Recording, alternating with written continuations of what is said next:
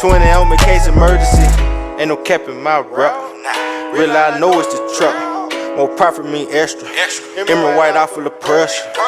That cereal milk smoking right. But that Obama rent some special. Kansas City, I'm a chief. Shout out to K5 on new one. Country thuggin', I was hustling. I always had it on me. Booming like OJ the Juice. Till a nigga told on me. From now on, it's relentless. Ain't no love, we ain't friendly. If she want me on him. No the law, she get the business. No the law, still the motto. Empire. Oh, hello. Welcome in. It's the Birds of the Feather podcast with your boy Q City. It's your boy Tosh Bravado. And this is episode 29. We got the Motown Blues. We're going to talk about our loss versus the Lions this week. Look at next week versus the Jags. Talk a little bit about it, what went on in our division and in division. Give me props. Really bad betting week. And then some city talk in the end. So come along with me and enjoy this ride.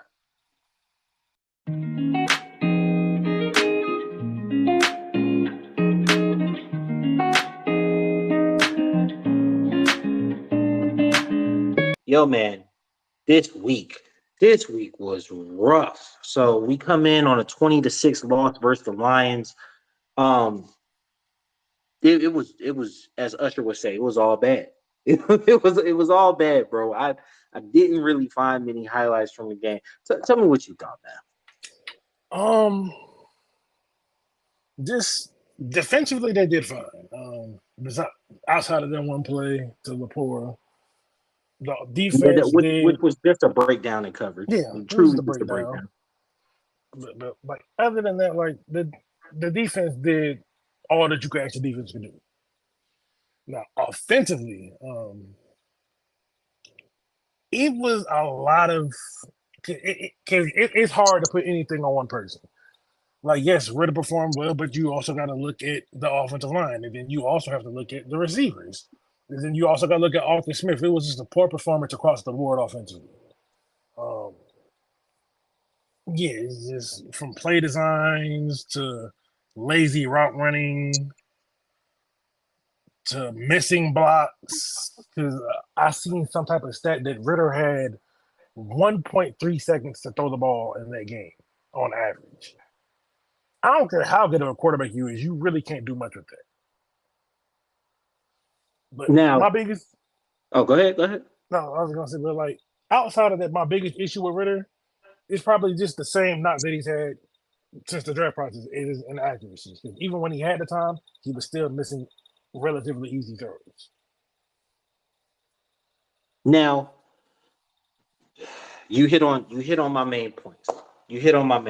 All right, so the first thing, we could break it down. We'll talk about the highlight of the game.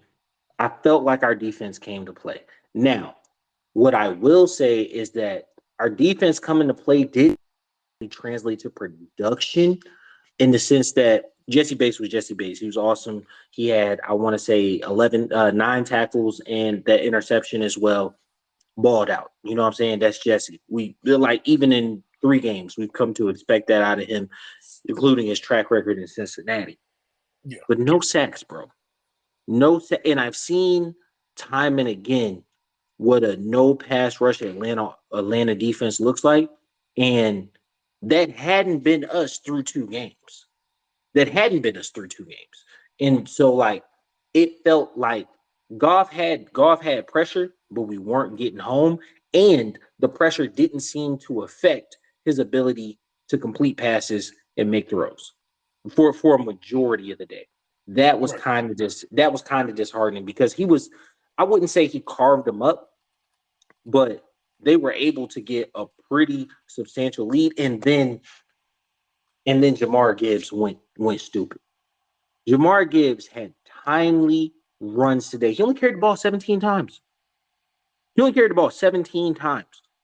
like 80-something yards. He was able to get through relatively quickly. He was able to get first downs like pancakes, bro, like flapjacks. Like they was just coming out, especially late in the third quarter. I felt like our offense put us in a bad position in the third quarter, missing that field goal because that would have made it a 1-possession game relatively early. rather than late, and we were in a position where we had to throw the ball and was down 2 scores. But I felt like out of the 3 units, our defense came the most to play. Yeah. Yeah, because speaking of the 3 units, so like the third unit special teams, I've noticed we're really missing Avery Williams. Yes. Because the punt Yes. return game is not it. It's non-existent. It's Yeah. non-existent this year. Because this And season, I think we averaged like 6 yards of return when Avery was averaging 16. I mean, I know it's year to year, but that's kind of crazy. that's pretty substantial. That's 10 yards of field position and hell. That's the difference between who making that kick and missing it. You know what I'm saying? Like I feel like I got some things to say about Koo, but yeah. I feel like punt returner is one of those things that you don't know you need it until you realize you don't have it. Right. You know what I'm saying? To where it's like a kick returner is like you don't think about it. And I was listening to another football guy, and he was saying the fact that like it's hard to find a punt returner on a good skill position team because you're not going to put your best skill player back there. Right? So like Yeah. in truth and essence, Bijan is probably our best punt returner.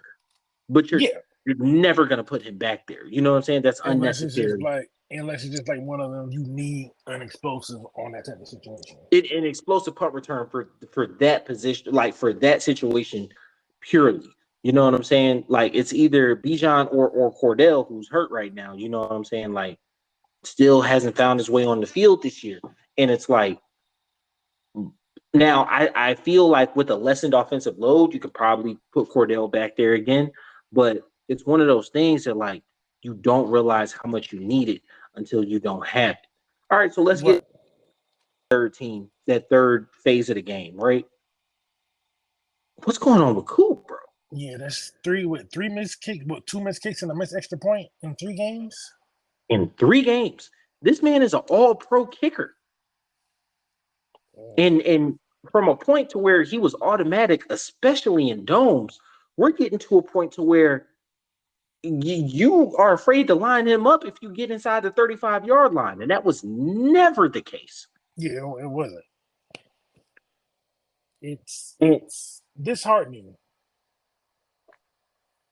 And I know kicking can be like golfing where you can get the yips and you can kind of just lose it. But like he made like a 52-yarder. You know what I'm saying? So like where's I'm not sure where the line of differentiation is. I love the fact that last week there was enough confidence in him to give you the game winner even after missing an extra point earlier in the game. But like, yo, that one in the third killed us, man. That one in like people always say like a game-winning touchdown or a game-winning drive or a game-winning field goal, but there's so many moments that lead up to a game being close. Most NFL games are one-possession games. You know what I'm saying? Like the fact that like we couldn't cut it down to one possession right there, and like we ended up giving them the ball at the like 32, 34, something like that. I know it was inside the 35 because it was about a 50-yard kick. And gave them the ball. I don't think they did much with it, but like just the difference in making a field goal there and kicking off to them and making them drive the length of the field and at least getting some momentum for your team that was really struggling offensively at that time is that was a backbreaker. That was a backbreaker. It definitely was a backbreaker. Because especially in a game where those 3 points could have added up. Ultimately, the offense didn't do much because Detroit dared us to throw the ball, and it paid off for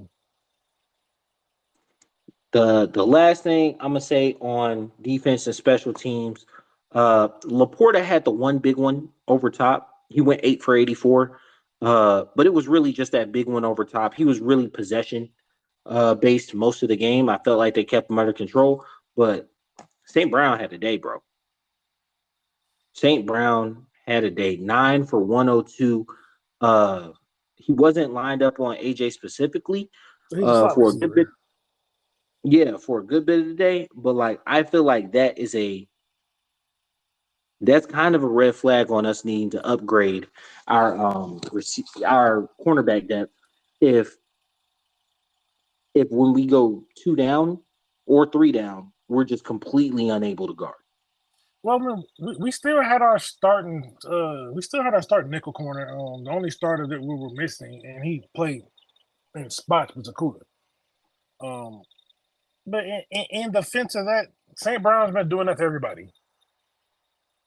He is. It's just He one is. of those things to where like he's one of the players that's going to get his. You can't really stop him, but you could just hope to slow him down. So like, And we I'm not kept him out of the I'm not end up. zone. Yeah, I'm not upset with the cornerback play. But with the exception of that one play, I mean, because for the most part, our coverage has been pretty good. But it's these pressures got to start turning into sacks, so this defense can take that next step. That's the main thing. And but I also think a good bit of it is if you look at the quarterbacks you play is directly related to the sack numbers that we've had. So like we had 3 sacks game 1. You know what I'm saying? You're playing a rookie. Yeah, I think we only sacked Love 1 time, if I'm not Yeah, mistaken. it was on a blitz. Yeah, Caden Ellis. Yeah, so I'm pretty sure we only sacked him 1 time. He's not a rookie. He's been in that system for like 3 years, and you have a really creative play caller that gets him out on the move and gets the ball out of his hands. Jared Goff, you can say what you want about him. He is a highly productive quarterback who's been in the league for 8, 9 years now. You know what I'm saying? Like a lot of those pressures maybe could have been sacks with maybe a lesser experienced quarterback because the ball out of his hand. You know what I'm saying? So like I do take it with a grain of salt, but like you do want those pressures to turn into sacks. Because we only got 3 on the season, so like T.J. Watt for perspective has 6. Miles And Garrett had 3.5 in one game. yeah, we got to start getting home. Even though like Campbell is not really a pass rusher anymore. No, Grady, yeah, they just he's use a him on big the body. early downs, and then they just bring in Ebiketie on the pass rush now. Now, something I noticed in the Carolina game, I was very happy about was the variance in the play calling on defense, especially like blitzing from different angles. And it's like Goff didn't show outside of that big pass to Laporta, didn't show throughout the day that he was identifying pressures consistently. It's just we stopped bringing them. And Well, I'm trying to figure out what changed in between because when it was 10-3, they were moving, they were bringing exotic blitzes, they were playing them straight up, man on the backside. So it's like, hey, you just got to beat us, and we feel like our Jimmies are better than yours. And when it got to 13-3, and we came out in the second half, it was almost like, well, look, if our front 4 can't get home, they just can't get home. We're just gonna play coverage behind them, and that has never been an Atlanta strong suit. Now, granted, I've never like watched this defensive coordinator outside of his time with the Saints routinely, and I haven't seen him with this personnel outside of the first 2 games. But that just didn't seem like a good defensive plan for me. I mean, it probably wasn't the best, but I mean, when you look at it objectively, the Falcons are what number 8 in yards allowed through the 3 games. So we're a top 10 defense statistically right Mhm. now. I just think it's just one of those things to where the defense was on the field so much. It's like eventually you're gonna gas your guys, you just blitz them all the time to no avail. And I So think I think that leads us. I think that leads us into the elephant in the room. yeah, The offense was terrible. The offense was absolutely terrible this week. always Um, on just about every level. yeah, yeah. So like, first off, the offensive line. Um, 7 sacks. Now. I will be fair. One of those that I noticed, only one, came from Ritter holding the ball. He held the ball too long. I want to say it was the Jack sack. Now, see, The with with that particular play, it wasn't even Ritter holding the ball. It was a cover set because I've seen all 22 of that. And this brings it to another level of the receivers. Now, there was a gaping hole in the zone, and Drake London was running a sit route, but for whatever reason, he drifted back toward the sideline instead of to the hole. If he drifts toward the hole, Ritter could just let it go and don't have to hold it. But instead, he just sits behind the linebacker, and then when Ritter gets sacked is when he runs to the middle.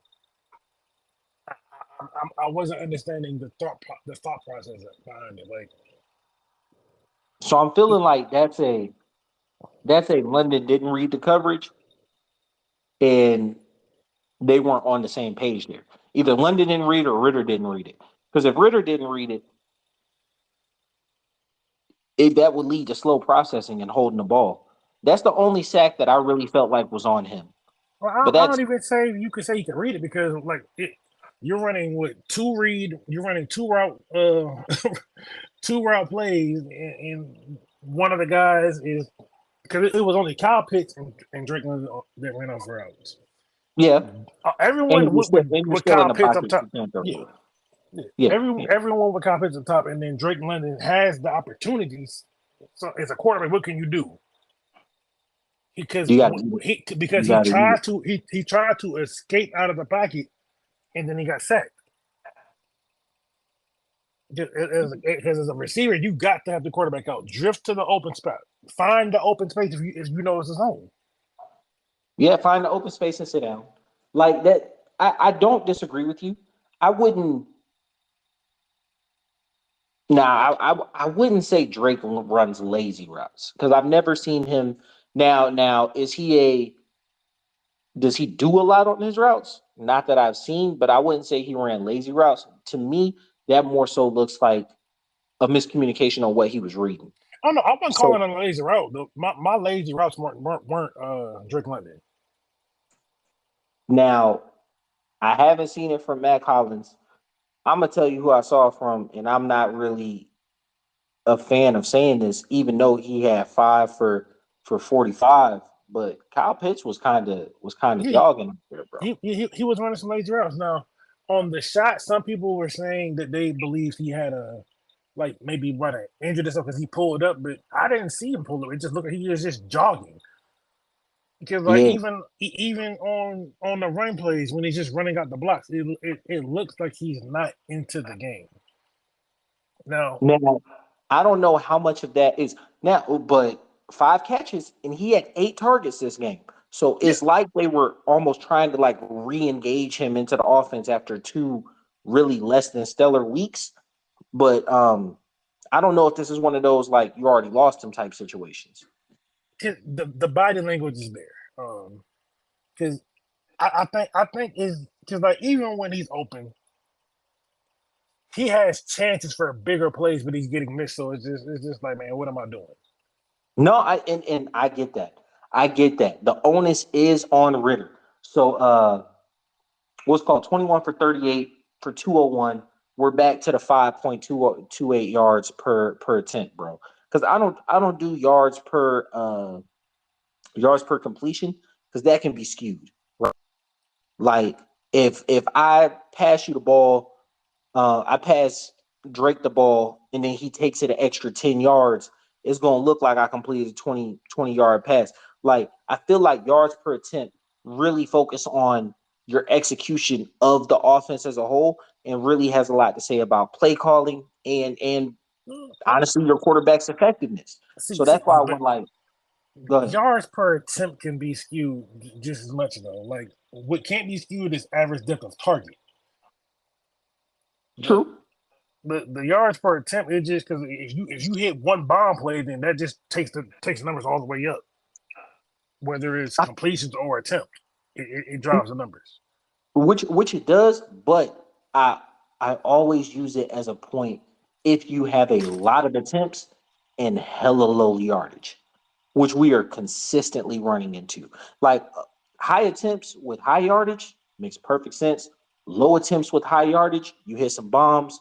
Low attempts with low yardage, your coach just literally doesn't trust you to throw the ball.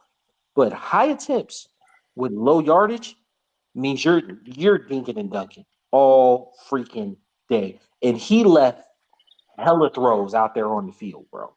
I Like mean, that's easy to say, but like when the O line gives up 7 sacks, you don't really have the luxury of doing anything much than dig and dunk. 7 sacks in 24 pressures. Yeah, so you don't really have the 24 luxury of pressures. doing anything other than dinking and dunking But in bro, that part of that circumstance. is play calling. Part It of is play that is play calling. calling. Like How many times did we move the pocket? well, there were times when we tried. There were a few times when we tried to move the pocket, but they were in the backfield or they just didn't bite because Detroit literally just set on everything. Especially when we got behind. Yeah, Especially when we got behind. because they just loaded the box. It was 8 to 9 people in the box in multiple times during the game because they didn't respect our passing game, and for good reason. We didn't give them So we didn't give them any Algier reason to had respect it. Algier had seven rushes, 12 yards. And he had like one really angry, good run. Well, So that wasn't a like catch. really That was a catch. was it one more time? That was a catch.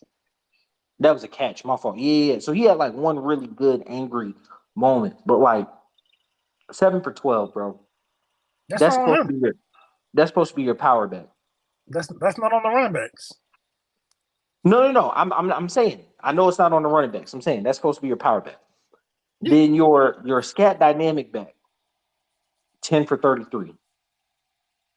One of the yeah. things that I really, really loved about Arthur Smith when it came to getting Bijan involved in these first two games was that you did not just go right up the gut. You got creative in moving him around on run plays, specifically to stretch plays, right? Yeah. You recognized super early in this game. Detroit has the speed to outrun our stretch plays. Like, I wouldn't say it was that they had the speed. It's just it's a lot easier to defend the run when you got that extra person in the box. but Because our first either two way, games, they played two safety high. It's much easier to run when you're dealing with a 7-man box because you get a hand on that and then one guy versus the running back.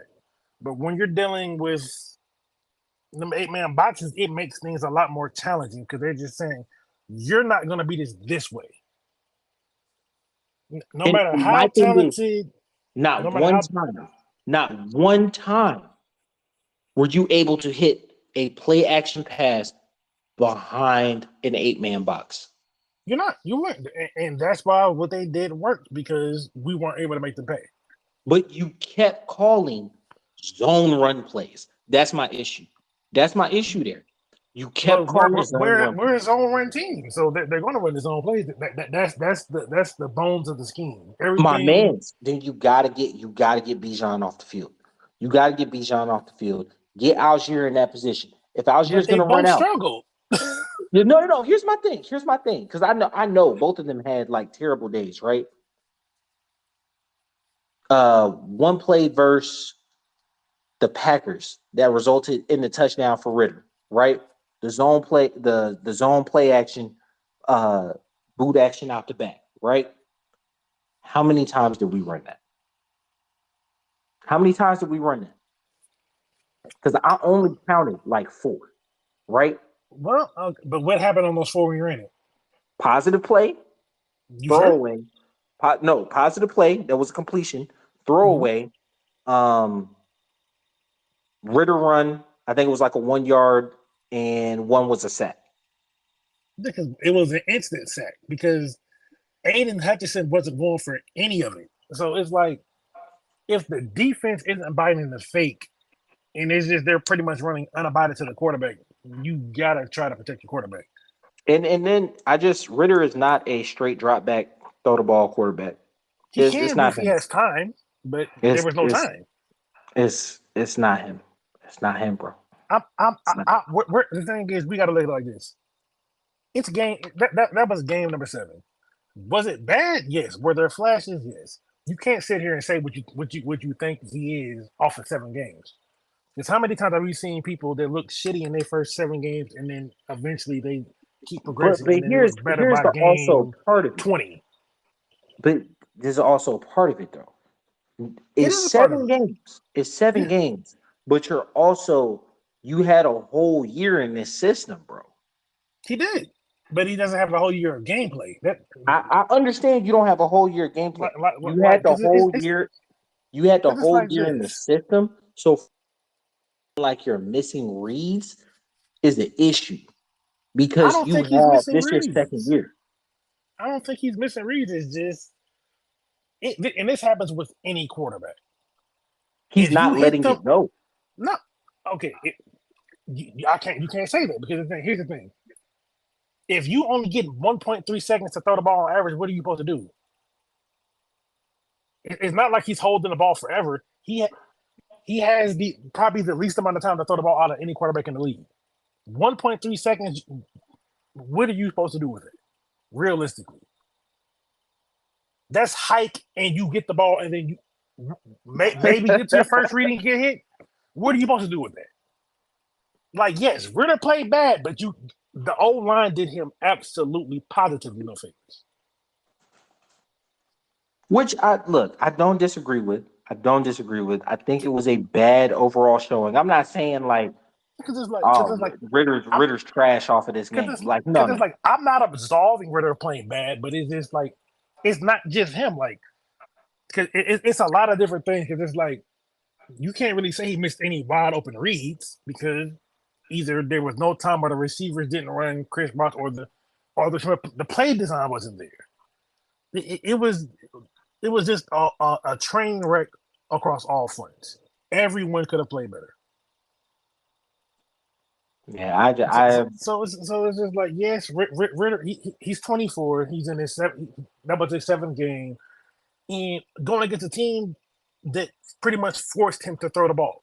The run game helps him get going, but it's very difficult to do that when they know you can't run. I think we ran the ball maybe less than 20 times that game. 17 times, bro, Yeah, or and 19 we times. 19 times, and we average about over 35. Yeah, So if you cut the runs in half, it's not going to be good. Like hats off to Detroit for a solid game plan. And Detroit got a player over there by the name of Brian Branch. bro. Why you reading my mind though? Why you reading my mind though? Because that man was balling, bro. He That was man was everywhere. balling. Because it got to a point where I'm like, man, I'm not even mad. Like Yeah, he's dog. everywhere. 11 tackles, bro. 11 11 tackles. tackles, three pass breakups. Yes. Like he was Yes. everywhere, and he's one of the only people that I've been able to see square up and tackle Bijan. Yeah. Yeah. Like broke down. He was Yeah, yeah, because it's no, like all American form tackle, bro. Like, because it's like if it wasn't for him, Bijan probably would have broke some of these runs. But this dude broke down and tackled him textbook. yeah, nah. They got them. They got them one. They Yeah, got him. he one of them ones. That's for Yeah, sure. yeah, nah, they got him one. Like because he had that pick six against Kansas City. Yep. He didn't really flash to me the second game, I wasn't really looking like at the Lions like that. But this game, nah, Yeah, he was he doing was his all thing. over the field, bro. He was all over the field. He was definitely doing his thing this week. I can't take nothing from him. So Nah. when you face with it was just because and then like my biggest concern truly is the offensive line this week because coming into this game, Detroit only had 1 sack on the season. They only had And we made him one look all world. sack on the season. Yeah, we made him look all world. Yeah, we couldn't buy anything. Like obviously they picked on the rookie Bergeron, but then Caleb McGarry's not doing no favors either because it was one play action where before Ritter can even finish out the fake, all you see is McGarry trying to catch up to the block as he tackles Ritter. Nah, facts. I remember that play. Like as he turned around, you see McGarry looking at him in the eyes, bro. Like, bro, I missed that. My fault. It's one of them. Hey, yo, bro, look out, he come. My bad, bro. My fault. My fault, Chief. Like, that's the last thing you want is try to a help him lookout up off the block. ground. The last thing you want when you turn your back to the defense is a lookout. What you mean lookout? What you mean, bro? Like that's not what you want. So like, teams have bad games. Hopefully that was just a bad game and not a sign of things to come. And hopefully they can get this passing game going and hopefully this offensive line can get their shit together because right now they're looking like they are majorly regressing. Nah, this was a tough one. But routinely, actually, bro, I'm gonna keep it a buck with you. I don't think this is a flush the film type of game. I think this is. I think there's some learning and growth opportunities for the offense specifically through this whole game. Really need to focus on what's going on special teams wise. But I feel like the defense allowing 20 points, especially after being put in bad positions for a good bit of the day, I feel like they only drove. You had one defensive breakdown. And when they drove the length of the field, they were ending in field goals. I felt like the defense definitely did what they were supposed to do for the day, but you can still learn and grow from it. Oh yeah. Hopefully, because like I think on that touchdown, because the weak link of the defense right now is Trey Flowers.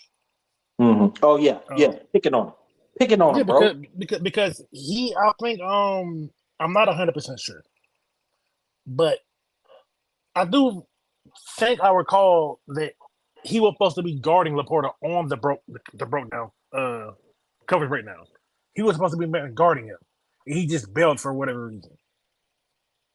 I think so. So when I looked at it, it looked like a miscommunication in the secondary because base came down. So I'm thinking he thought like he came down to Brown in that, wasn't it? Brown. He came down to Brown in that, and so I'm thinking it was man, and Flowers played it like it was zone and let him go to the safety because he bit down.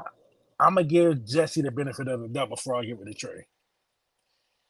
Trey could have been right, Jesse could have been wrong, but just due to who Jesse is, I'm going to give him the benefit of the doubt.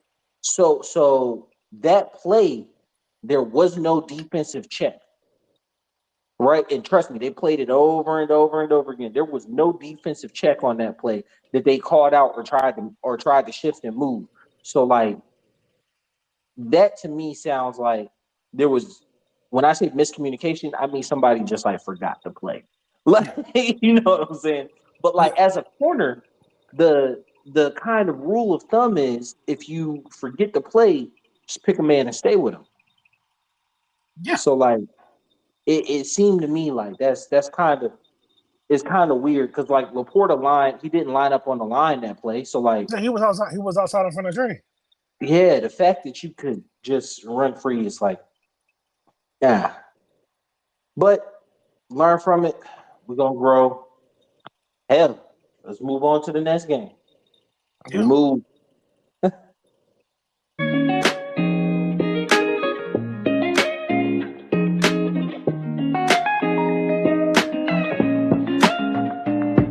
right, man. So next week, facing the Jags, right? Bright and early. What's up? Bright and early too. Man, 9:30 Eastern time. You know, I'm Central, so it's 8:30 in the morning. Will I be up? Absolutely. But the point is, it's just man. Early. But they're 1-2 coming off their loss versus the Texans, making CJ Stroud look like back in his Ohio State days. This team is actually going through some struggles, but they started really, really bad last year as well. So I'm trying to figure out which is it? Is it the team that went 7-1 down, or is the team that started the year like 1-7? I don't even think they know yet. They're hoping they're the 7-1 team, but I'm hoping they're the one that started off slow again. One thing I will notice about them, super imaginative offense with Doug Peterson. He does tons of things to get his playmakers in open space. You got Lawrence, who's just wheeling and dealing out there, even with the 2 losses, have played pretty good games. Travis Etienne, uh, who was kind of billed as this pass catching scat back, game breaker type back, but has shown impressive ability to run through the tackles this year. Late last year and this year. And then it's going to be our first time seeing an old Falcon, Calvin Ridley, whose first game was monumental, and then last game had a bad case of the dropsies. Well, one thing I do remember about Mr. Ridley, he don't like contact. So, Red, I love you, but we gonna have to put hands on you this Sunday. Now, I absolutely think his route running is elite, but yeah, you might have a point there. no, his route running is absolutely elite, but there's plenty of times that where you see he'll get open or whatever, or even if there's someone that's close to bearing down, like really hitting him, he'll either alligator armor or catch it and then run away from the contact. Because I can't tell you how many times he had me yelling at the TV when he would get the ball And just do have the the little first down and just run back. And I'm like, what are you doing? The first down right there. Or when we played the Chiefs and he didn't trust his speed and he just ran out of bounds. Yeah. Do the little tiptoe and slide out of bounds thing. I wouldn't be shocked if AJ traveled this week. I would actually hope he would, because Ridley is like the main target. Christian Kirk hadn't taken off this year at all. The rest of the receiver corps actually looks pretty pedestrian. I think that on the offensive side, we're going to get a steady dose of ETN and this rookie, not rookie, but the second-year guy they got. I honestly think Trevor's not playing bad, but I think that it's going to be a ball control type of game for Jacksonville. Who's the second year? Who's the second year guy? It's either a second-year guy or a rookie. Oh, yeah, Tank Baby. He's the rookie. Yeah. So I think there's going to be a steady dose of those two throughout the game. I'm looking at the stats for the Jaguars for the first 3 games, and they have 3 receivers that pretty much have almost identical stats. They all have 173 yards and 2 touchdowns, with it being Calvin Ridley, Christian Kirk, and Evan Ingram. And each of them have gone. So, like, Ridley had the huge first game, right? Yeah. And then Evan Ingram, he had a decent game this last game. So I'm guessing his big game was the second one. Now, Evan Ingram could be a problem for us this week, especially with Troy Anderson going on IR. That's a loss. That's a tough loss. Because he looked like he was playing some really good football. At minimum, it'll be 4 weeks. Hopefully, we can get him back. I'm not so sure about that, because they're saying it's a torn pec. So 4 weeks would be rough. No, I'm saying we go on IR. It's at minimum 4 weeks. It's minimum 4 weeks, but typically that pec is a year thing. That's it. I mean, that's it. Everyone's body is different, but that might be a wrap. Now, the silver lining is the game that Troy didn't play. Nate Lemon played pretty well. I'm not sure how much of a believer you are in the PFF rankings, but he had like an 83 or 86 overall PFF grade in his lone start. So that's encouraging, and if he can carry that along, I think we should be fine. A blind squirrel can find a nut, bro. I mean, I mean, yeah, like, but he does have athletic limitations. He's great against the run, but in pass coverage, if they know he's in pass coverage, they're going to pick on him. That is So going to be, yeah. Evan Ingram might be a problem because if you have to, if you got to make Jesse guard him, then you're leaving 101s on the sides and over the top, and that could be an issue. it could, it very much could. So our defense has their work cut out for them this week. Yeah. On the offensive side, we have to deal with a number 8 overall pick in Josh Allen and the number 1 overall pick in Trayvon Walker. I mean, yeah. And Josh Both Allen of them. has 3 sacks on the season. Trayvon has 1. Caleb Von Chapin has 1. On paper, this defense should be problematic. Yes. But They also just allowed 37 points to the Texans. So yes. So it's like the Jaguars are a good team that is just playing bad football at the moment. And that's my thinking of them as a whole. We will be welcoming a former Falcon back on defense, Lua Khan, Yep. but I definitely do fall into the mindset of like good team just playing bad.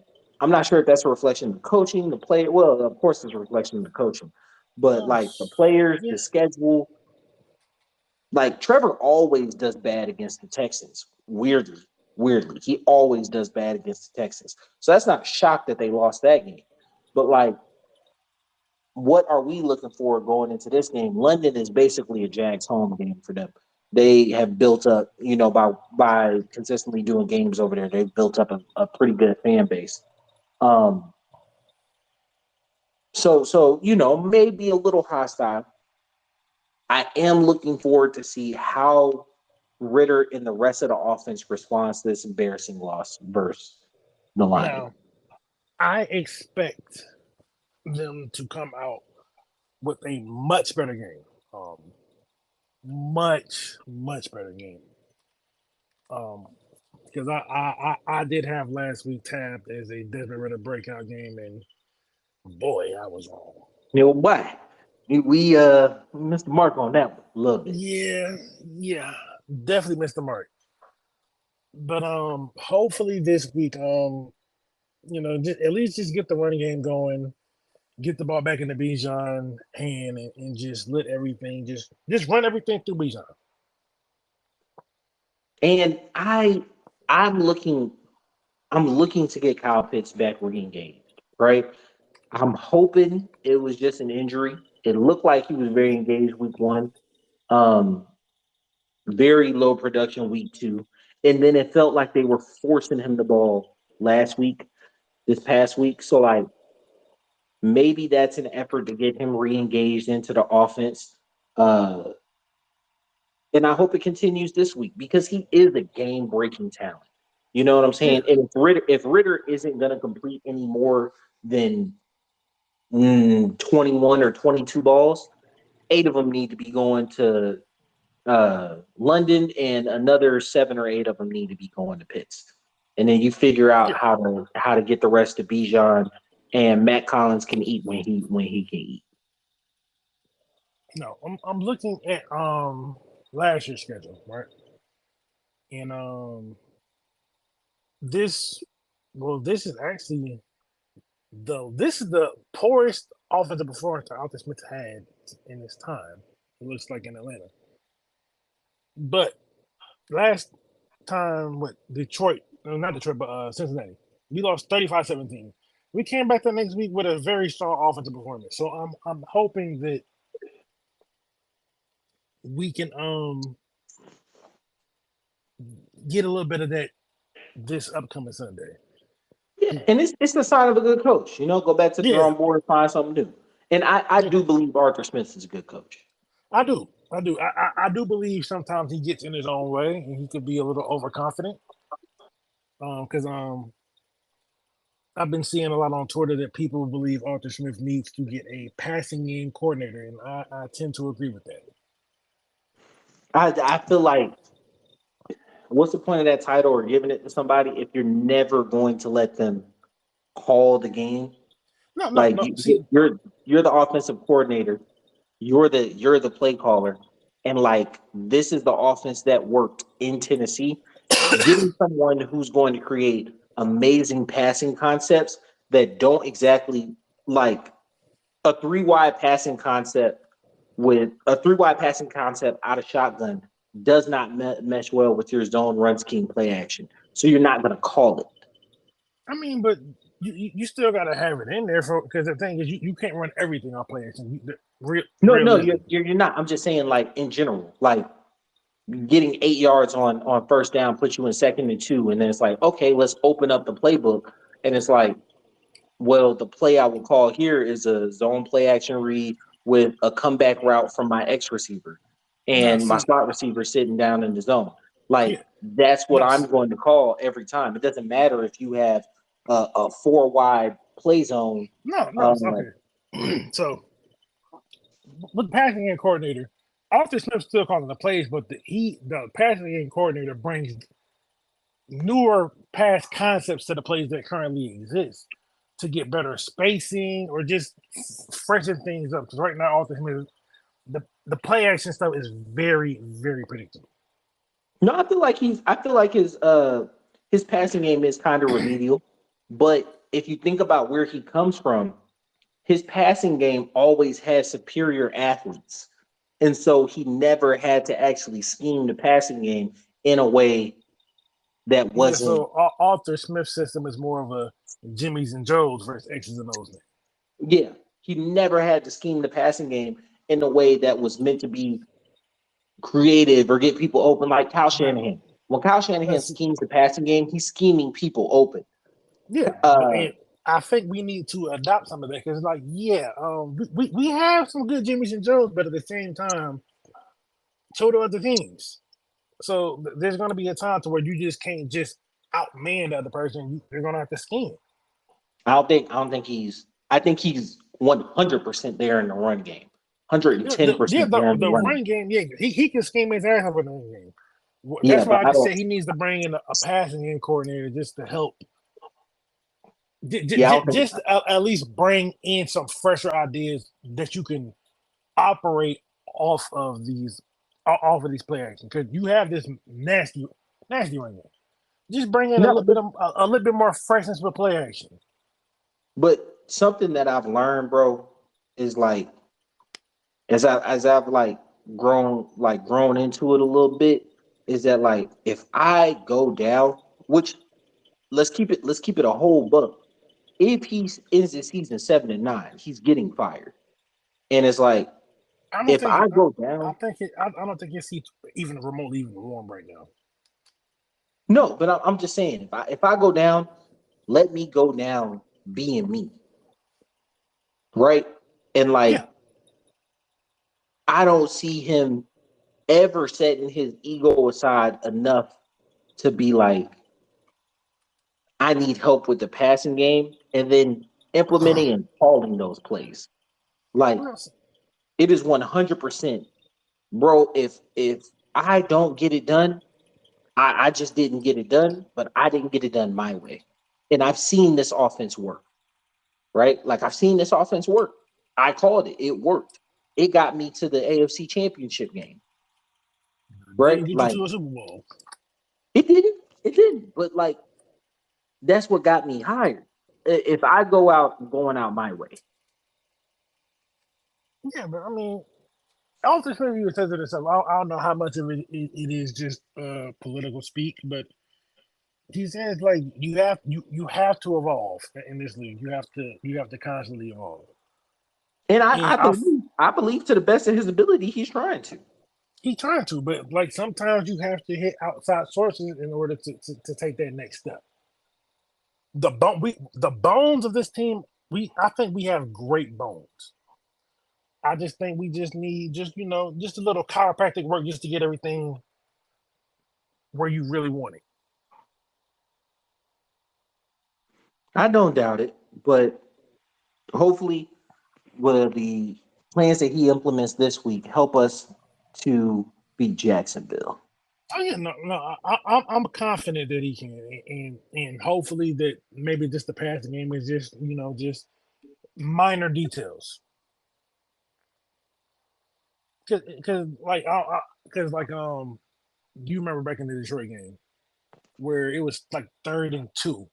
Ritter dropped back, throws a pass to Algier, and he gets tackled almost immediately. Do you know what one detail could have made that play work? Is if you allow the other person that, because Kyle Pitts was on that side. If Kyle Pitts just runs his route at the person that's guarding Algier instead of avoiding him, if you run it at him, that person has to run around you, creating more space. That way, Algier could have got the first down. It's just the little details like that that they got to hammer in on offense. Which you're not wrong. You're not wrong. But I feel like that's more of a. I don't feel like that's coached through the passing game coordinator. I feel like that's coached through football. Oh, I mean, it's coached through football. It's coached through football. No, But no, I I'm saying still like do like think, football yeah. intelligence type of plays. You know what I'm Oh no, saying? yeah. Like I don't feel like that. Like when I think of like a passing game coordinator in terms of concepts, I think of like kind of how we were talking about personnel packages and then how to move those personnel packages in ways like you said with like spacing, timing, those type of things, right? That's And then what I did. What I was talking about. But that particular thing, I was just speaking just from just basic football knowledge. yeah, but I don't feel like Arthur Smith is going to one, I don't feel like we have the athletes to go like three wide. And I feel like any passing game coordinator that brings that type of concept to him is like he's not going to respect that concept because he only calls based on personnel, right? And to his detriment, his strongest personnel grouping is his running back core, right? Right now. I would have to disagree with you when you say we don't have the athletes to run a through because we do. We absolutely have the athletes. Whether they're utilized correctly is a whole other thing. Which is true. Which is Because true. you could use Kyle Pitts out. Kyle Pitts is basically a receiver. Anywhere he's at, you like the matchup. Drake London, as long as it's 1-on-1, you like the matchup. Now we have some receivers that probably don't get as much play like a Scotty Miller, who was a supreme speed threat, who's been pretty much a ghost in this offense. And they tried him at punt return for like 3 punts and was like, nah. They're trying to get a spark through punt return, and the guy who returned the punt in preseason has not seen any of that work, and I'm a little confused by that. I know you typically don't want to use your starters back there, but like if he was the guy that was most electric back there, you kind of got to give him a look. I think all things were on the table at like this point of the week because like you don't want to fall to 2-2, especially when you're looking at the rest of our division. So let's go ahead and move to end division.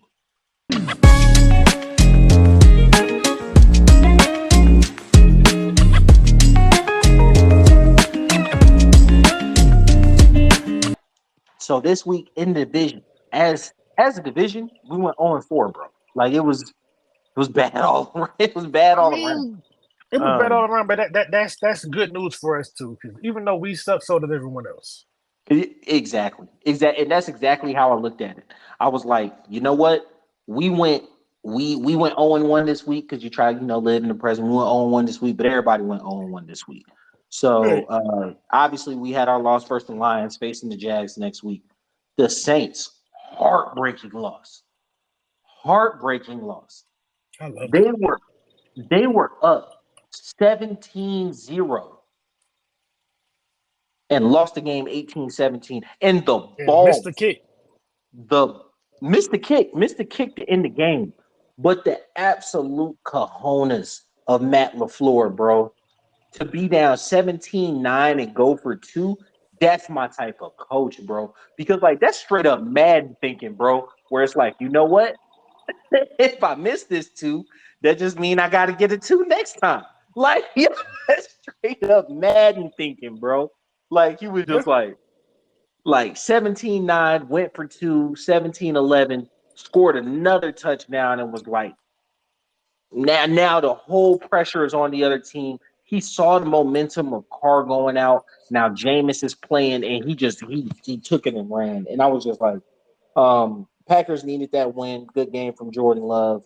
Always good to see the Saints lose, but that was just that was tough. That was a heartbreaking loss, but it felt good. It felt good to watch him lose. I did. Then the Bucks 2-1, 25-11 beat down versus the Eagles. It wasn't that close. Uh, they play the Saints next week, so at minimum we're gonna have a 2-2 team in the division and a 3-1 team. So that's a real big push for us to handle business against the Jaguars. Right. But no, the Bucks got absolutely manhandled this Monday night. And then the Panthers 0-3 lost against the Seahawks, and they faced the Vikings this week, who are also 0-3. So definitely thinking the Vikings are going to be coming out all full tilt. Bryce Young should be coming back, but I'm thinking the Panthers are moving to 0-4. Yeah, I can see that. I definitely can see that. That Bucks game, bro, that one was hard to watch if you were a Bucks fan, but great to watch if your team had already lost on Sunday and you a Falcons fan, because like, Oh, right. bro, Yeah. they are not in the Eagles class. Oh no, it's not. But one thing I noticed watching the Philadelphia play is watching Jalen Carter. You can see why the Falcons had a decision to make, and Bro, they I still believe they made the right decision, but yeah, yeah, yeah. those are two players right there. Jalen Carter is a man amongst boys, bro. Like he is, yo, his pressure rate, he's one of those, he ain't gotta get home. His pressure rate he causes so much gravity. You know what I'm saying? On his pass rushes, stout against the run. Like Baker was shook. Oh Baker yeah, was shook, bro. And I'm like, I still think we made the right decision. I love Bijan, you know what I'm saying? And obviously not to fruition this week, but like over the long haul, I feel like Bijan is a dynamic player and whatnot. But Jalen Carter looked, woof, you know what I'm saying? And that equals top to bottom, got to be one of, if not the most talented team in the league, right up there. Like it's like Eagles, San Fran, uh, nah, probably the Dolphins. Like they're all like right there. You know what I'm saying in terms of yeah, just pure talent. Uh, the Eagles are, quarterback Jalen, wide receiver AJ Brown, Devontae Smith, running back. They got DeAndre Swift looking like an all-world player. Pass rush. We just talked about Jalen Carter at the linebacker level. Uh, they got another Georgia Bulldog, don't they? Isn't it yeah. Kobe Dean? I think it They was. the Kobe Dean nigga, yeah, the Kobe Dean. You know what I'm saying? And then at corner, they lost Darius Slay, but so the back end may be an issue, but with that pass rush, that's going to help your back end. So I mean, they still got one of the better, well, at least cornerback duos.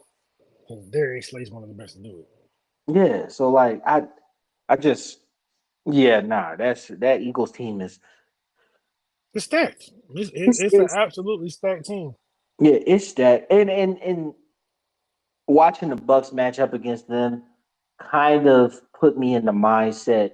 It's a little too early to be talking about playoffs, but it did make me think that like, man, maybe our only path in is to win the division. Because you look at common opponents, we beat the Packers, Saints lost to them, right? Uh the Lions, I feel like are a team that we would be in that like mix against. The Seahawks would be in that mix against. Um, but the Eagles, like I feel very confident in the fact that like Eagles or Cowboys are going to be the 2 and 5, like or like one of them is going to win the division, the other one's going to be the 5 seed, Yeah.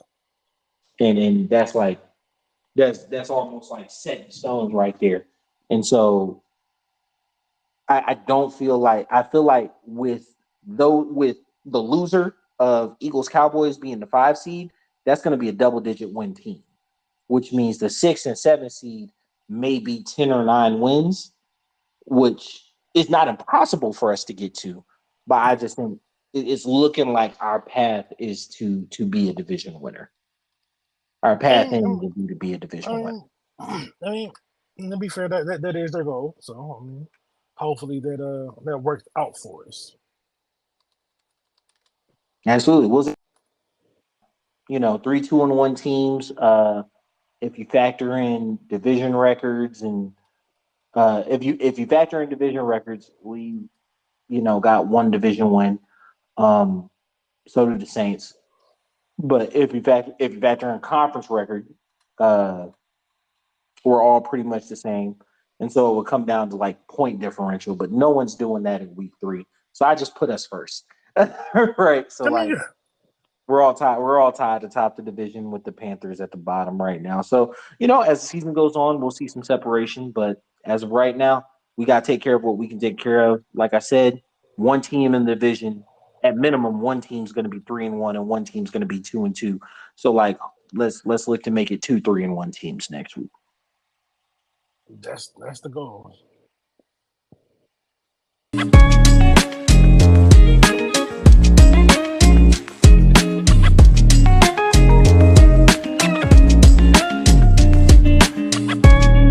To the betting portion, give me props. But my man Tosh, this was a rough week for the kid, man. Um, Came into the week 5-5, breaking even, right? Ain't made no money, but ain't lost no money, right? 2 and 3 week, down to 7 and 8. So passing yards for golf, over 271, missed it. He's at 253. Mm. Kyle Pitts over 33 and a half yards. He hit me at 41. To score a touchdown, Drake was a no. Coup over a field goal and a half. Yes, he hit 2. And then all purpose yards, Bijan, 98.5. I put the over, he hit the under at 60. When we went over Mm. these last week, I felt so confident.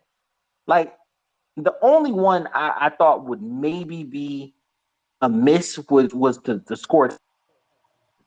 But like the Bijan not even hitting the all purpose one, that one kind of hurt. Yeah, yeah, yeah. I just thought for sure that one would hit.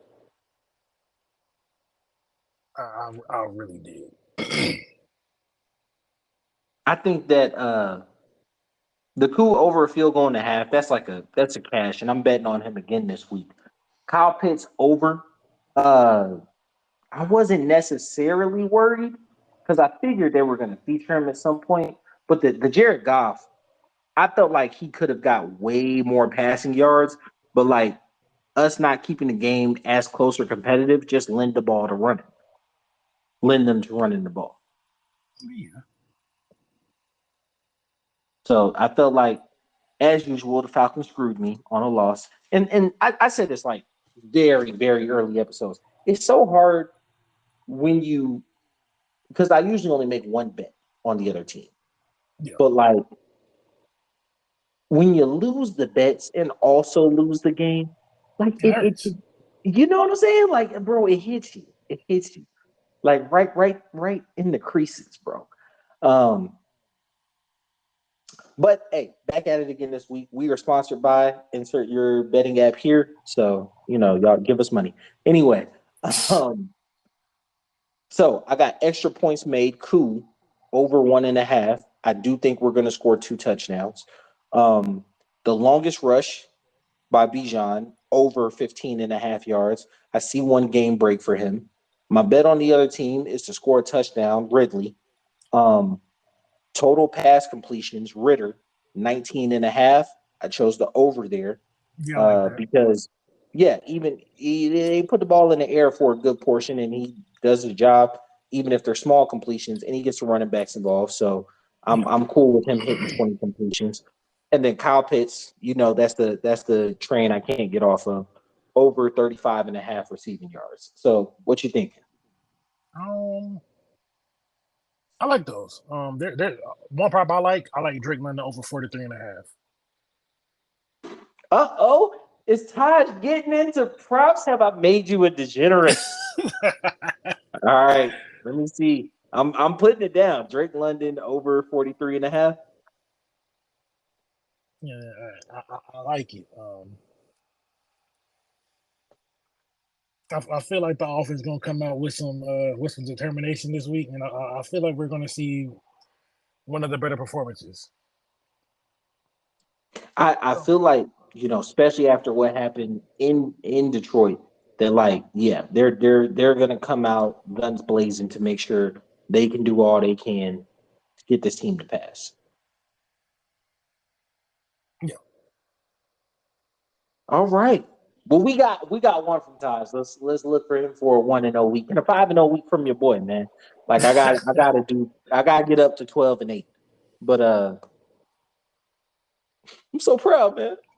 All We right. getting there. We getting there one at a time.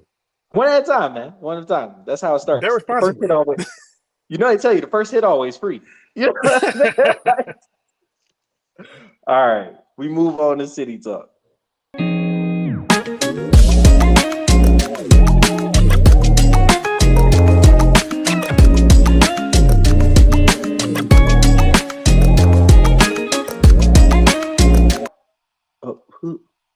All right, on the City Talk, man. Like, definitely looking for y'all to hit us up on socials, to give us some topics to talk about at the end of the shows, kind of wrap it all up. But the first one we're going to talk about, my man, what happened with Prime They just ain't got the halls up front. at Um, all, at all. I think they have the talent on the outside, but if you ain't got it up front, it don't matter. They got punched in the mouth, but I think that's gonna be good for him in the long run. And like Dion said, if you're gonna get me, you better get me now. You better get me now, bro. When he said that, so like, I don't know if you remember the old NCAA games, like Yeah, NCAA I'm a 13, big fan. 14, 12, all those. Yeah, I love them. What I would always do was take like a mid-American team, like a Conference USA team, a Big Sky team. I would always take a team out there, right? And like I would build them up year after. I remember the Me last too. one I did was UAB, right? Me too. I love taking the team from the bottom and put and just getting them in that national title conversation. Over and over again, right? And Oh like yes. I want to say it was NCAA 13. A team they could invite you into a conference like once you were good for a Oh number yeah. of years. And Mm-hmm. so I got invited to the SEC. And I remember and I had been with UAB for like 5 or 6 years. And I got invited to the SEC. And Alabama beat the dog crap out of me, bro. Like I'm talking, it was like I don't even think I finished the game. It was like maybe 70-10. Like they beat they beat the brakes off of me. But it's just because like I wasn't recruiting SEC people. You know what I'm saying? Yeah. Like every SEC player was like a 5-star. Whereas like I would get 1 or 2 5 stars because I was in Conference USA. And like that's literally what Dion's going through, bro. Like he just does not have the people. And I I think I noticed it last week versus Colorado State with them actually being able to stay in the game because when I went and like looked back, because I was looking up number 8, you know what I'm saying? Because I was like, you may have a draft profile. Like, not to be rude, he doesn't. He doesn't. He's not a good enough player to be an NFL player, but you were like on that stage because Colorado had hype. You know what I'm You saying? talk about you talk about the Kamara dude. Yeah. Like, I think if he gets drafted at all, he would be like a 6th, 7th round pick, right? Measurables He and was giving production them the wise. blues. Huh? He was giving them the blues. Yeah, like measurables and production wise, he's not an NFL player, but Yeah, like you because were just he's on that six stage. one. He's 6'1", he's 250. That's like a linebacker, bro. Yeah. Like, I mean, not to say he can't do it, but yeah, it no. just Not to, yeah. I ain't never gonna shit on no man Green, but like, just he was working them. You know what I'm saying?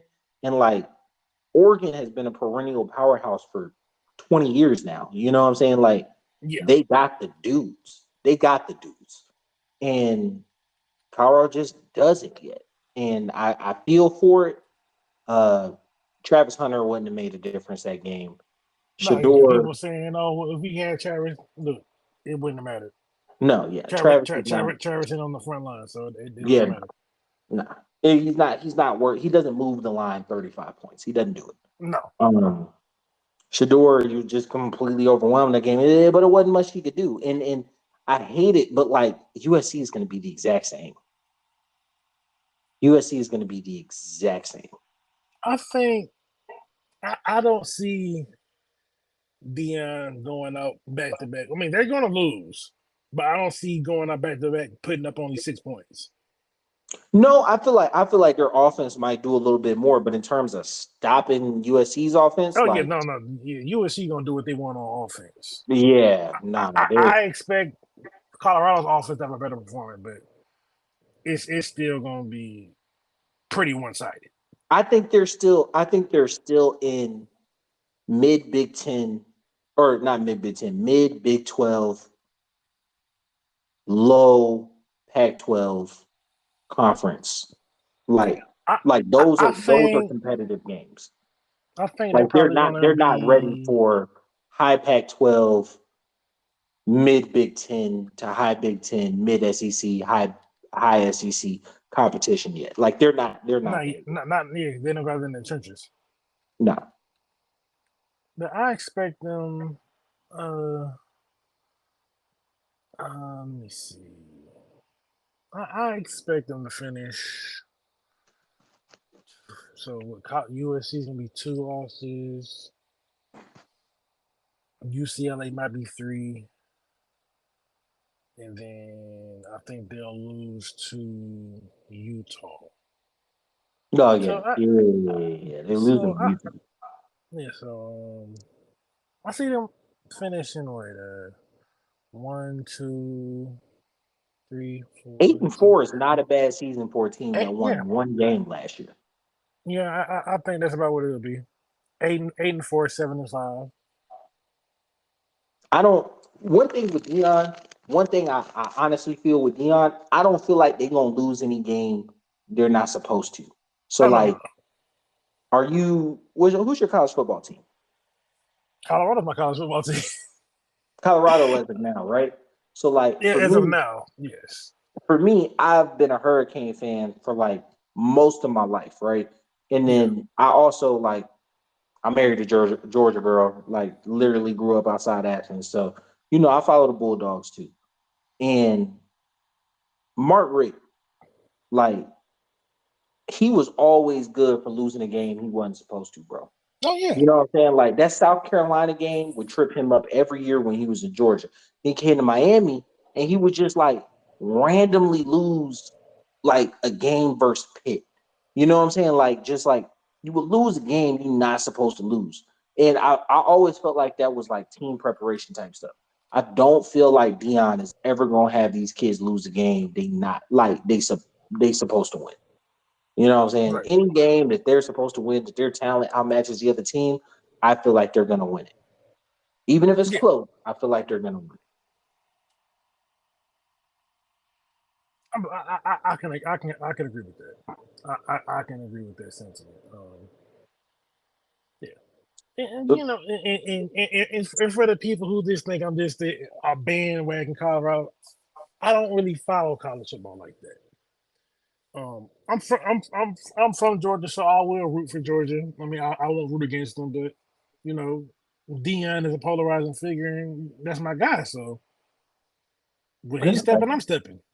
I'm saying Falcons fan, bro. Like Neon's like our greatest draft pick. So like it is what it is. Like and Exactly. and and like that kind of slides into like another thing is like we won't get too far off on the tangent because like yo we went OD on the time last time. But Yeah.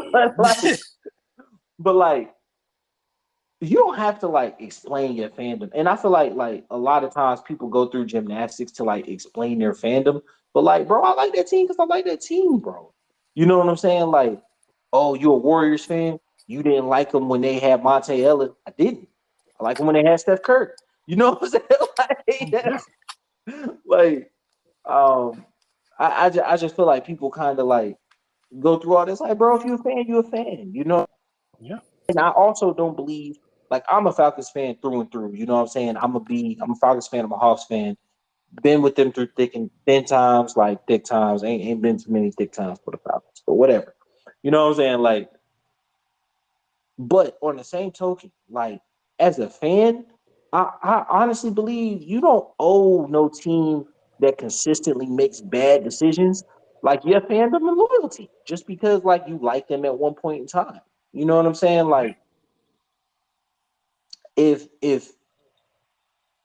like I couldn't imagine being a Chicago Bears fan since 2010, bro.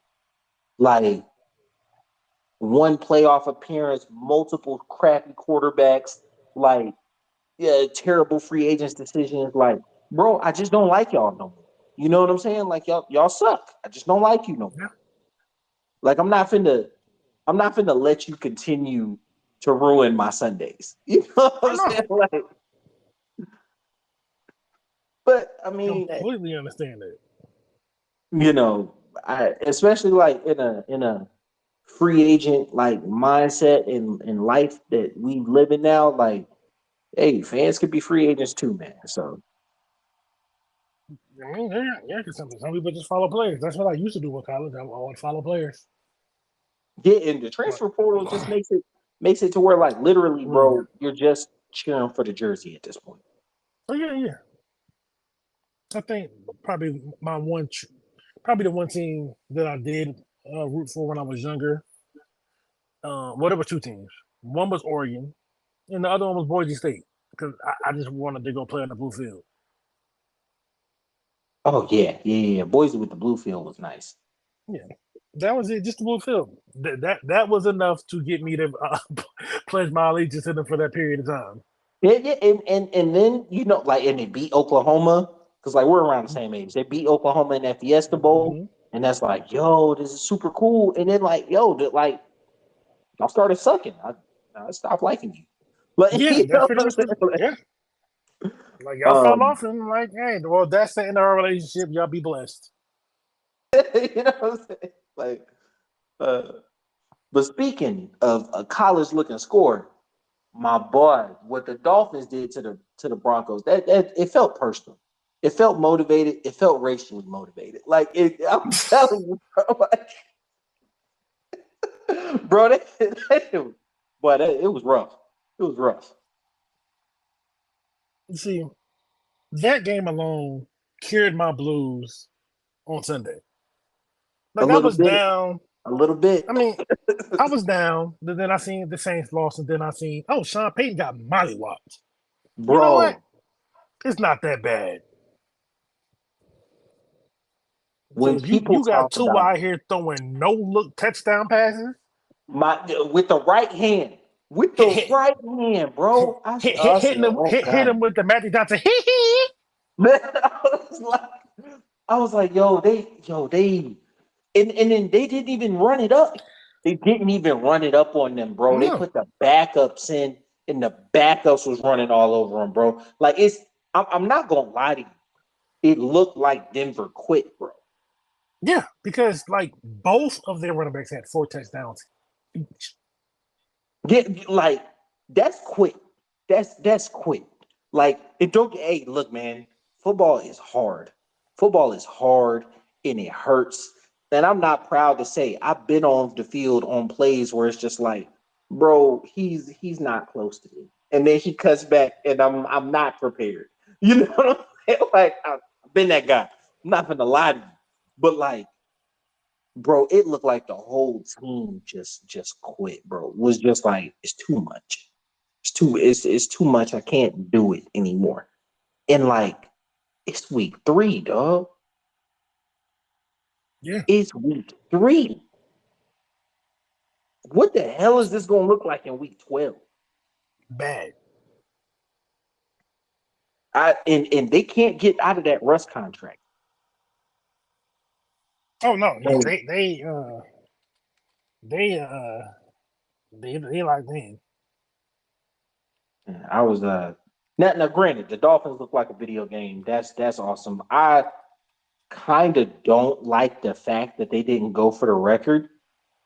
And the only That reason why I'm like that is because like one, I think records are important and you should break them. But two, like you don't get any points for being the bigger person. Like be small, be petty, be nimble. You know what I'm saying? Like, bro, like I don't believe in running up the score, but like if you're in that position, like you don't get extra points for being quote unquote classy. Like, bro, we're for being professionals. yeah, Like they didn't yeah. stop. You don't get no nobility. Oh yeah, Yeah. you did the noble thing and you didn't score 73. But like now your name is the second highest point total ever. Like, bro, be first. Now, from what I'm hearing, I believe Tyreek Hill said it in his pod that the team captains went up to the head coach and was like, "Don't do it." Man, fuck out of here. That would I would have been like, hey, look, we kicking this field goal, boy. If we miss the field goal, that's straight. But we kicking this field goal. I just Okay. I don't know. I feel like so in his press conference, he was saying like, I don't feel like that's indicative of what our team is trying to prove, et cetera, et cetera. But like I actually look at it on the flip side in the sense of like you're teaching your team to leave shit on the table. I'm Yeah, trying to eat it all, bro. I'm trying to eat it all. No crumbs, bro. yeah. Nothing Don't left. leave, you can't. They left meat on the bone. That's for sure. Yeah, like you're making it to where like your path to victory is to be the most dominant offensive force in the league, right? That's how you're building your team. That's how you plan on winning games, right? Right, So if that's the mindset that you're trying to build in the team, scoring the most points ever does nothing more but build that mindset. right. Nah, bro, like and if it didn't come in the sense of running it up, like I could understand. Like they had that one pass to Robbie and Robbie Chosen. They had that one pass to him, right? Like after that, they didn't put the ball in the air. Yeah, and that was the backup quarterback that threw that. Like, They they didn't put the ball in the air, bro. Like Denver quit. You quit. You enter the record books too. Like you know what I'm saying? Like yeah, you quit. You come in the record books with. So I yeah. don't know. I thought they should have went for the record, but even still, 70. It it felt personal, bro. I think they should have just because of who that coach is. Sean Payton is arrogant as hell, And and tries to run the score up all the fucking time. he does. But it's just like mainly for the thing is during I think what during training camp, but he called out the thing Hackett. Yeah, so when I'm watching back the film, this was the worst coach team I've ever seen on film. You may have seen it, but they didn't give him 70. Hey, factual. In fact, Denver's defense was good last year, bro. Exactly. You hired Vance Joseph, which was a You, fireable offense within itself. yeah, because you should have kept the dude that there, because you stopped us from getting the guy, and then only let him go to Carolina. You held him because we were going to bring him in, and then you said, "Nah, we're gonna keep him," and then you let him go. He goes to Carolina, and then you bring in Vance Joseph. So And trying to Carolina's spite defense that, looked good this year. yeah. So but trying to spite us, you fucked yourself. Yeah, hard with no loop because Vance Joseph is a terrible defensive coordinator. I don't know how he got a job, how he keeps getting jobs. And like apparently Vic Fangio was supposed to be the coordinator. But bro, you took the Denver job. He just got fired there 2 years ago. He ain't coming back as a defensive coordinator. Mm-mm-mm. So how was your backup plan Vance Joseph? also was a former fired Denver coach. Right. I just you dropped the ball there. It was rough. It was rough. Yeah. It was definitely rough. 70 points though. That feel like an NBA score. And we had some NBA news drop today. Oh Dame to God. the Blazers, bro. I love it. I I think, man, absolutely love it. him and Giannis together, that's going to be some trouble for the East, man. That's gonna be box office. I am a little. I'm not worried that they're taking the ball out of Giannis's hands.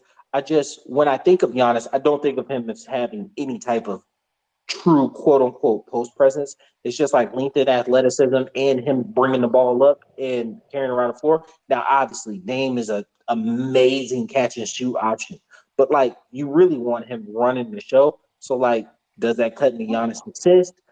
I How don't does think the so. offense I look? mean, the thing is, Giannis only averages about like what 4 or 5 assists a game anyway. 5.5, yeah. But 5 so it's not like he has crazy assist numbers.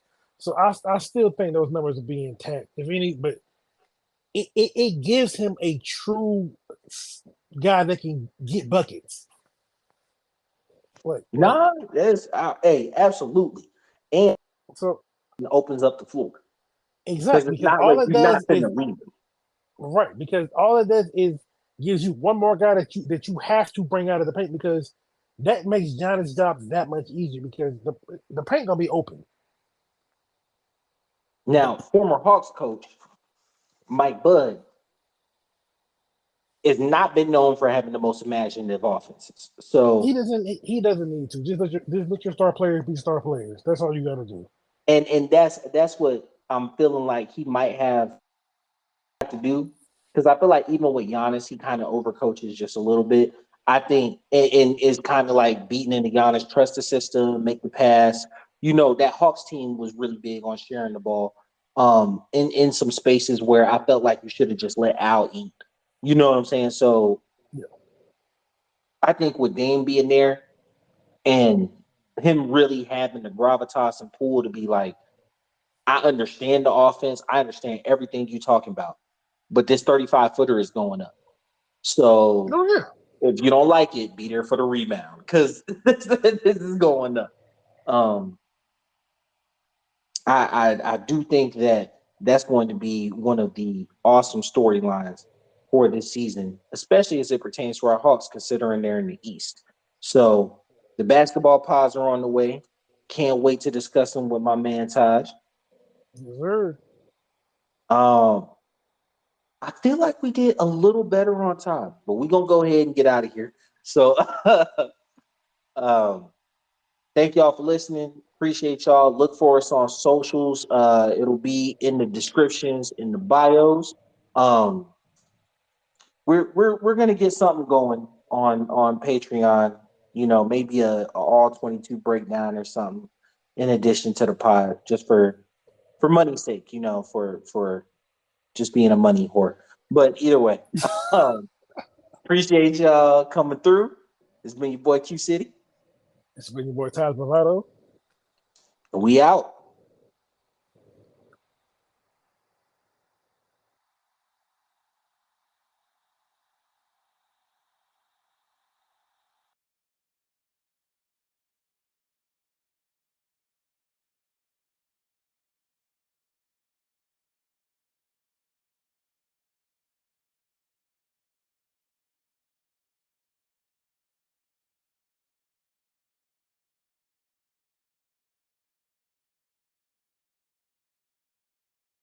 Like a chopper, licking like I hit the lotto. I want a hottie like mulatto. I'm on here and she on Moscato. I'm in them good till tomorrow. I'm a robber for the Neros. Your little laws, I'ma put you on payroll. You smell that aroma? Design the air, it's a party, yeah. Papa Corona, she moving the body, she working them heels. Gotta go get it mentality. Grocery bag full of celery. Only believe half what you telling me. Keep a 20 on me, case emergency. I wake up early every morning. Thank the Lord and get the bag. Hustle hard, get the cash stack. get it mentality. Grocery bag full of celery. I don't believe half what she telling me. Keep a 20 on me, case emergency. My babies, that's who I grind for. That's who I do it for. Like the Navy, that's who I'm toting that iron for. Keep one in the head like a thought, nigga. Yeah, I fuck with Ty, he a boss, nigga. Foot on their neck, I exhaust, nigga. Niggas cross me, so I cross, nigga. No stripper was lit last night. 500, what it cost, nigga. Shit was really legit last night. Had them hoes at the house, nigga. Instagram, Snapchat, Triller. What they say about Jay, he a go-getter. Used to have them fat sacks in the grove, nigga. Late nights, early morning in my dough, nigga. You smell that aroma? Desire in the air, it's a party in here. Pop a Corona, she moving the body, she working them heels. Gotta go get it mentality. Grocery bag full of celery. Only believe half what she telling me. Keep a 20